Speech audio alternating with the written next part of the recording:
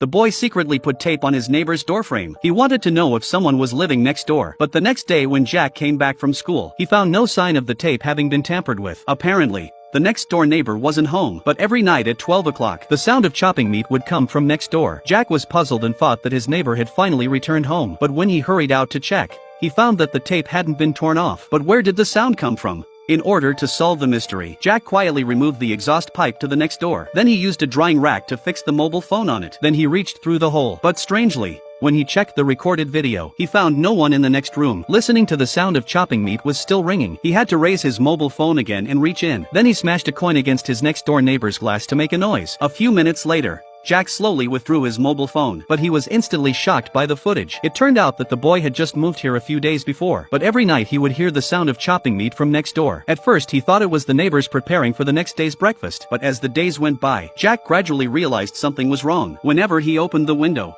there was a strong smell of blood, and what was even stranger was that there were always a few stray cats around the neighbor's window. They seemed to be waiting for some special feeding. With suspicion, Jack began to observe the neighbor's movements. 2 weeks went by and he never saw anyone, but that day, when he came home from school, he suddenly saw a bright flash of light in his room. Thinking someone had broken in, he rushed upstairs, but he searched all the corners of the house but couldn't find anything suspicious. Thinking that he could never be wrong, Jack turned off the lights to make it look like no one was home. He stayed in the darkness and waited. When the time came to 12 o'clock, the sound of meat being chopped next door was still right on time. When he came to the windowsill, he suddenly saw some wild cats. Looking at the feces left behind by the cats, Jack suddenly had an idea. So he collected the samples in plastic bags. He sent it to a friend for testing, but the results showed that there was nothing unusual about the cat's feces. He was exhausted from days of torture, so he went to the landlord and asked her to change his room. But after listening to Jack's bizarre experience, the landlady advised him that he was probably hallucinating because he was too tired to study. Jack's face was still full of worry. The landlord simply chose to stay with him for the night. But when he was about to go to bed, the landlord accidentally knocked off the mural. The next moment,